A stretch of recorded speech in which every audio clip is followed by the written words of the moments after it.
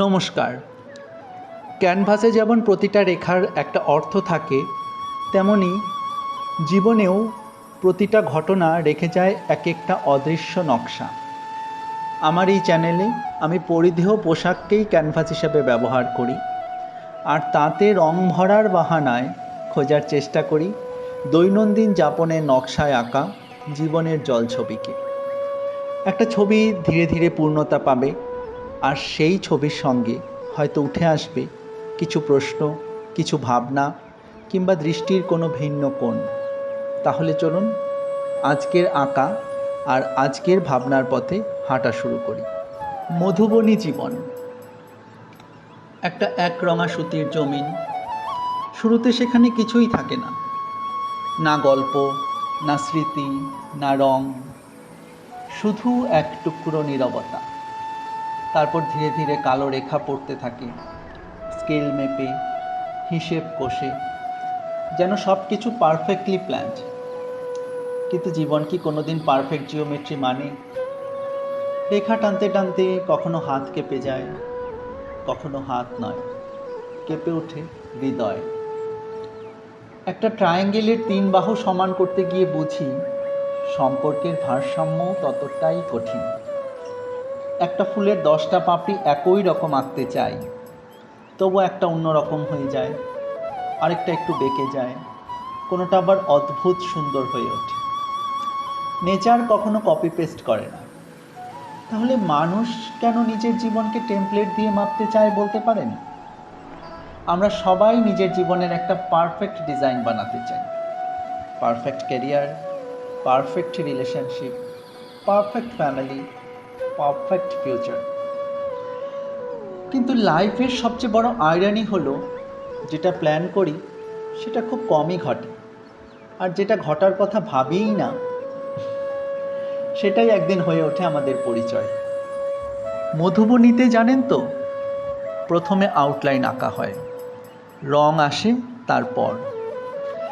জীবনেও ঠিক তেমন, ঘটনাগুলো আগে ঘটে যায়, অর্থ খুঁজে পাই অনেক পরে। আজ যে ব্যথাটা অসহ্য মনে হচ্ছে, হয়তো কয়েক বছর পর সেটাই একটা গল্প হবে। আজ যে অসম্পূর্ণতাটা অভিশাপ মনে হচ্ছে, হয়তো সেটাই একদিন আমাদের সবচেয়ে সুন্দর পরিচয় হয়ে থাকবে। সাইকোলজি বলে, মানুষ ঘটনায় ভাঙে না, ভাঙে সেই ঘটনার যে অর্থ সে নিজের মনে তৈরি করছে তাতে। আর এই অর্থটাই আমরা বারবার বদলে দিই। একই স্মৃতি একদিন কাঁদায়, আবার অন্যদিন আনমনে বিষণ্ণ হাসির রেখা এঁকে যায়। এই যে কালো কালো রেখাগুলো, এরা আসলে আমাদের সিদ্ধান্ত। কোথাও দৃঢ়, কোথাও দ্বিধাগ্রস্ত, কোথাও অসম্পূর্ণ। আর রঙগুলো, সেগুলো আমাদের ক্ষমা, আমাদের ভালোবাসা, আমাদের গ্রহণ করার, কখনো বা নিঃশব্দে ছেড়ে যাওয়ার, এগিয়ে চলার শক্তি।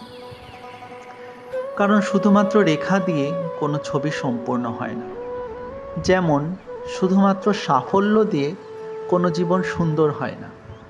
রং লাগে, কখনো লালের সাহস, কোথাও হলুদের আশাবাদ, কখনো নীলের নিঃসঙ্গতা, কখনো বা সবুজের নতুন শুরু। মজার ব্যাপার কি জানেন, একটা শাড়ি আঁকার সময় আমার সবচেয়ে বেশি চোখে পড়ে নিজের ভুলগুলো। কিন্তু শাড়িটা শেষ হওয়ার পর দেখি চোখে পড়ে আঁচল, জমিন, পাড়, একটা সম্পূর্ণ প্রেক্ষাপট। সময়ও ঠিক তেমনই একজন শিল্পী।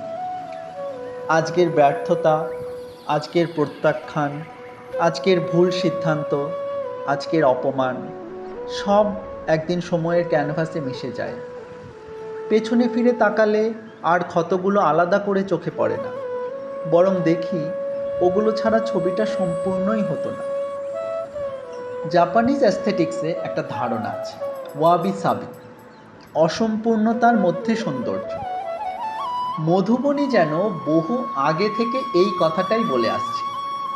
এই যে একটা সামান্য কাপা রেখা, একটু বেঁকে যাওয়া ফুলের পাপড়ি, একটু অসমান বর্ডার, এগুলো ডিফেক্ট নয়, এগুলোই প্রমাণ। এটা কোনো মেশিন বানায়নি, এটা একটা মানুষ এঁকেছে। যার হাত কেঁপেছে, কখনো বা মন কেঁপেছে, যে বেঁচেছে।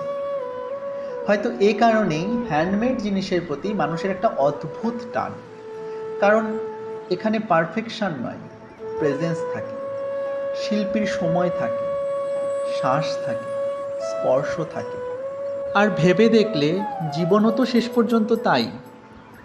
জীবন তো কোনো ফ্ললেস এক্সারসাইজ নয়, বরং হাজারো দাগ, ভুল, ক্ষমা, অপেক্ষা, হারিয়ে ফেলা, আবার ফিরে পাওয়া, এসব মিলে তৈরি একটা লিভিং আর্টওয়ার্ক।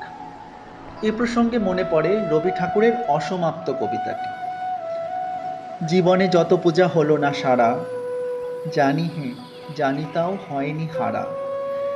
যে ফুল না ফুটিতে ছড়িছে ধরণীতে, যে নদী মরুপথে হারালো ধারা, জানি হে জানি তাও হয়নি হারা। জীবনে আজও যাহা রয়েছে পিছে, জানি হে জানি তাও হয়নি মিছে। আমার অনাগত আমার অনাহত, তোমার বিনা তারেই বাজিছে তারা, জানি হে জানি তাও হয়নি হারা। তাই তো বলি, আঁকতে গেলেও কিংবা বাঁচতে গেলেও হাত কেঁপে যায় কিংবা কখনো হৃদয়, তবু জীবন থামে না, মধুবনীও থামে না। কারণ শেষ পর্যন্ত আমাদের প্রত্যেকের কাজ একটাই, নিজের জীবনের সাদামাটা জমিনে রঙের অজুহাতে প্রাণ ভরে দেয়া। এই ছবিটা তো এখানেই শেষ হলো, শাড়িটাও। কিন্তু হয়তো ভাবনাটা নয়। আপনার জীবনের সঙ্গে যদি আজকের গল্পের কোনো মিল খুঁজে পান, যদি মনে হয় মধুবনী আপনার জীবনের কথাই বলে গেছে, তাহলে কমেন্টে আপনার ভাবনাটা লিখে জানান। আপনার এক টুকরো অভিজ্ঞতা হয়তো অন্য কারোর পথ একটু আলোকিত করবে। আর যদি মনে হয় রঙের ভেতর দিয়ে জীবনকে দেখার এই যাত্রায় আপনি আবার ফিরতে চান, তাহলে অবশ্যই চ্যানেলটি সাবস্ক্রাইব করে পাশে থাকুন। প্রতি রবিবার সকালে একটা করে নতুন ছবি, আর সেই ছবির ভেতর লুকিয়ে থাকা নতুন একটা জীবন কথা নিয়ে দেখা হবে আপনাদের সাথে। ততদিন পর্যন্ত ভালো থাকুন, ভাবতে থাকুন, আর নিজের জীবনের জমিনে রঙের অজুহাতে প্রাণ ভরে দিতে ভুলবেন না।